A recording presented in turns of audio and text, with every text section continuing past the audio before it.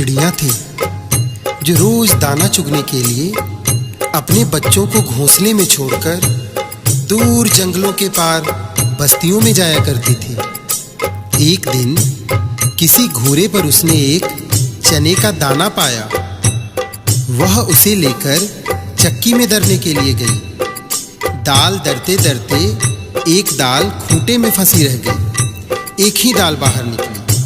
चिड़िया ने उसे निकालने की अपनी ओर से बहुत कोशिश की, लेकिन वह सफल नहीं हो सकी। चिड़िया बढ़ई के पास गई और उससे खूंटे में फंसी दाल बाहर निकालने को कहा। बढ़ई कुछ और काम कर रहा था, इसलिए उसने ध्यान नहीं दिया। चिड़िया ने उससे बहुत मिन्नत की। उसने कहा, बढ़ई बढ़ई खूंटा चीरा, खूंटे में मोर दाल बा, का खाऊं का पीऊं, काले के परदेस जाऊं।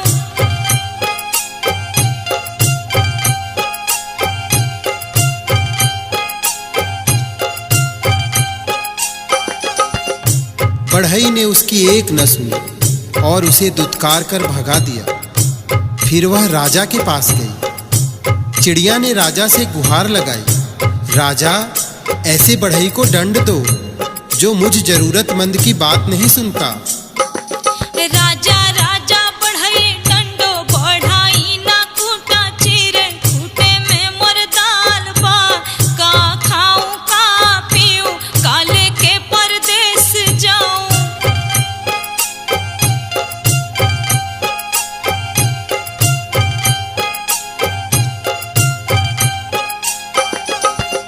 राजा के पास कहाँ इतनी फुर्सत थी कि नन्ही चिड़िया की बात सब काम छोड़कर सुनता।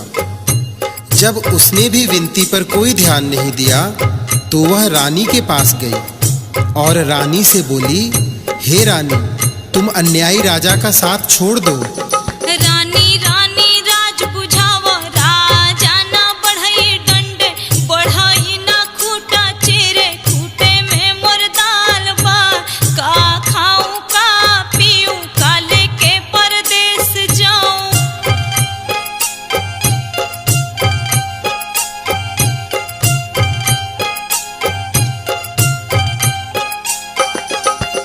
रानी भला अपने राजा को क्यों छोड़ने लगी?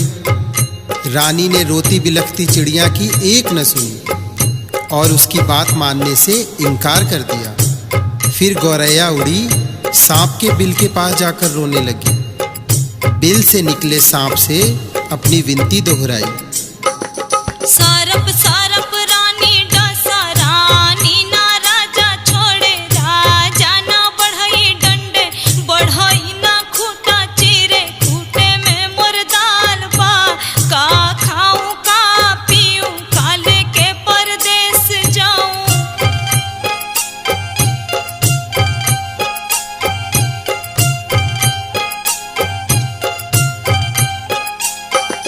उसने अपनी राम कहानी सुनाकर विषैले सांप से कहा कि तुम जाकर उस रानी को डसो जो गरीब की गुहार नहीं सुनती, जो रानी सब कुछ जानकर भी हमें राजा से न्याय नहीं दिला सकी और न ही राजा को छोड़ सकी।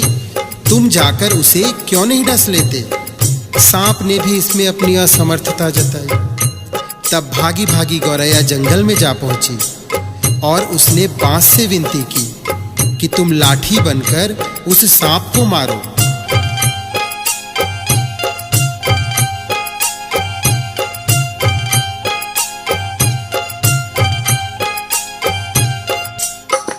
लाठी लाठी सारप पीटो, सारप ना रानी डसे, रानी ना राजा छोड़े, राजा ना बढ़ई डंडे, बढ़ई ना खूंटा चीरे, खूंटे में मोर दाल बा, का खाऊं का पीऊं, काले के परदेस जाऊं।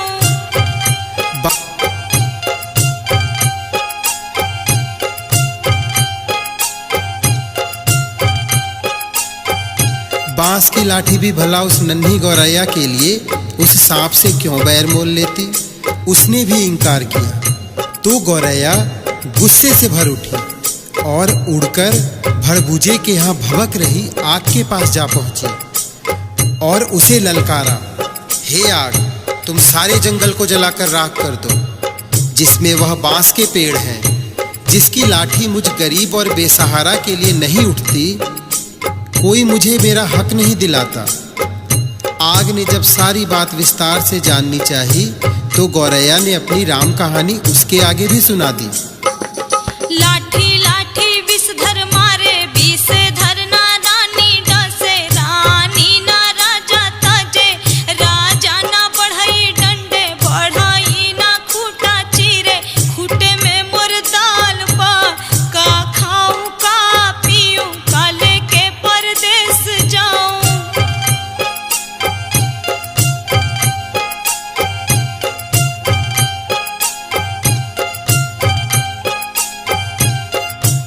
फिर आग ने इतनी छोटी सी बात के लिए जब गौरैया की बात मानकर पूरे जंगल को जलाना ठीक नहीं समझा और जंगल को जलाने से इनकार कर दिया, तो गौरैया बहुत दुखी हुई, लेकिन निराश नहीं। वह सागर के पास पहुंची और उसे अपनी पूरी बात सुनाकर आरजू की। सागर सागर आग बुझावा, आग ना जंगल जारे, जंगल ना लाठी पटवे, लाठी ना विषधर मारे, विषधर ना रानी डसे, रानी ना राजा तजे, राजा ना बढ़ई डंडे, बढ़ई ना खूटा चीरे, खूटे में मोर दाल बा, का खाऊं का पीऊं, का लेके परदेस जाऊं।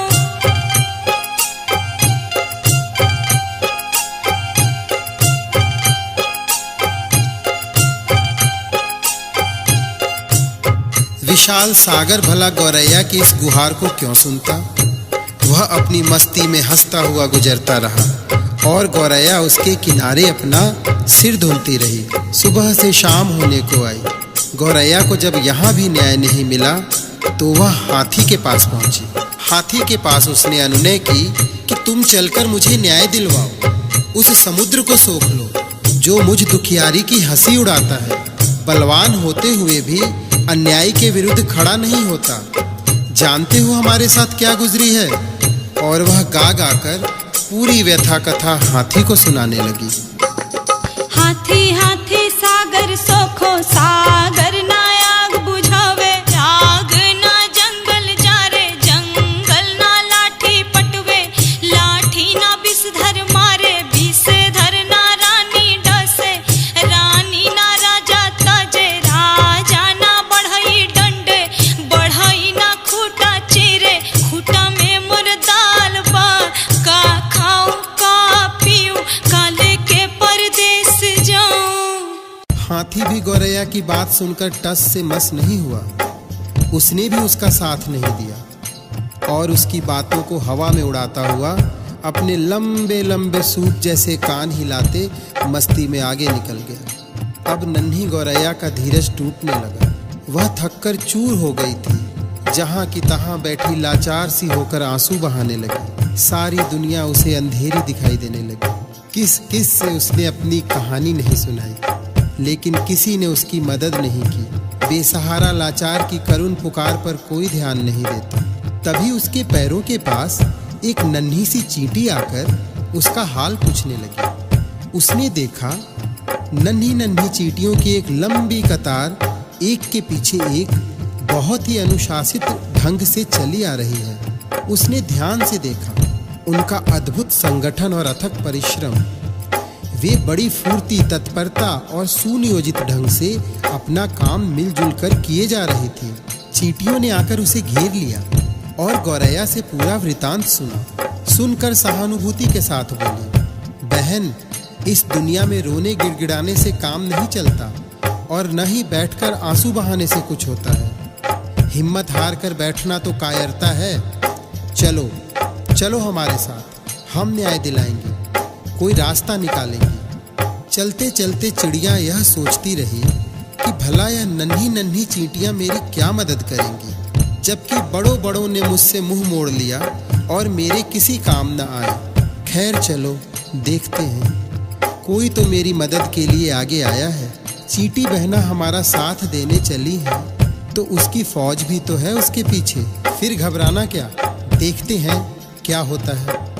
गौरैया सोचती चली जा रही थी। तभी चींटियों ने उससे कहा कि तुम किसी पास की पेड़ की डाल पर थोड़ी देर बैठो और देखो मैं क्या करती हूँ। कैसे पहाड़ जैसा हाथी मेरे इशारे पर नाचने लगता है और तुम्हारे काम के लिए दौड़ा दौड़ा समुद्र के पास जाता है। हिम्मत हारने से कुछ नहीं होता, मिलजुल कर जुगत लगाने से ही समस्याओं के समाधान का रास्ता निकलता है। गौरैया फुर्र से पास के पेड़ की डाल पर जा बैठी और चकित होकर चींटियों की असंभव सी लगने वाली बातों को कारगर होते अपनी आंखों के सामने देखती रही। चींटी धीरे धीरे हाथी के पैर से सरककर उसके कान तक जा पहुंची। हाथी अपने सूप जैसे कान हिलाता, सूंड से अपने माथे पर फूंक मारता ही रह गया और चींटी उसके कान में घुसकर उसे तंग करने लगी और उसे समझाने लगी। बड़े बड़े बलवान यदि अपने बल अहंकार में चूर होकर दीनहीन छोटों की सहायता न करें तो उन्हें भी भान होना चाहिए कि काम पड़ने पर छोटे भी यदि अपनी आन बान के लिए अड़ जाएं तो बड़ों बड़ों के लिए संकट पैदा कर सकते हैं। अभी तो मैं अकेले आई हूँ, किंतु मेरे पीछे असंख्य चींटियों की लंबी कतार चली आ रही है। कहीं सबने एक साथ चढ़ाई कर दी तो लेने के देने पड़ जाएंगे। अपने प्राण संकट में क्यों डालते हो? मेरी नेक सलाह यही है कि तुम सीधी तरह चलकर गौरैया का काम करो, नहीं तो आगे समझ लो मरता क्या न करता। हाथी झुंझलाहट और घबराहट में चींटी की बात मानने को लाचार हो गया। वह यह कहते हुए गौरैया के काम के लिए सागर को सोखने को तैयार हो गया। मोहे काटो तो मत कोई, हम सागर सुख बिलोई। चींटी ने हाथी का पिंड छोड़ दिया और गौरैया उसे धन्यवाद देते हुए हाथी के पीछे पीछे उड़ती वापस सागर की ओर लौटी। हाथी जैसे ही सागर के पास उसे सोखने के इरादे से पहुंचा, सागर हाथ जोड़कर बोला, मोहे सोखो वोखो मत कोई, हम आग बुझाइब लोई। सागर जब अपनी तटों की सीमा छोड़कर आग बुझाने के लिए उमड़ा, आग ने थरथर कांपते हुए गौरैया का काम करने का वचन दिया और कहा, मोहे बुझाओ बुझाओ मत कोई, हम जंगल जारब लोई। आग जंगल को जलाने के लिए बढ़ी, गौरैया भी साथ चली आ रही है। यह जानकर जंगल ने भी वादा किया, मैं लाठी को सांप मारने के लिए तुरंत भेजता हूँ, लेकिन मुझे जलाकर राख मत करो। मोहे जारो रो मत कोई, हम सांपवा मारब लोई। सांप की क्या मजाल जो जंगल की बंसवारियों में अनगिनत लाठियों की मार से भयभीत न हो। उसने भी बिल से बाहर आकर गौरैया को भरोसा दिया। मोहे मारो रो मत कोई, हम रानी सब लोई। रानी ने जब सांप को महल में आते देखा और उसके साथ गौरैया को आते देखा तो वह पूरी बात का अनुमान कर पसीने पसीने हो गई। उसने हाथ जोड़कर विनती की, मोहे डसो सो मत कोई, हम राजा ताजब लोई। रानी के उस वचन के बाद भला राजा क्यों अपने हठ पर टिकता? उसे तो गौरैया के धीरज, अथक परिश्रम और सूझबूझ का समाचार मिल चुका था। उसने अपनी लापरवाही और अन्याय के लिए क्षमा मांगते हुए फौरन बढ़ई को बुलाने का वचन दिया और कहा, मोहे तर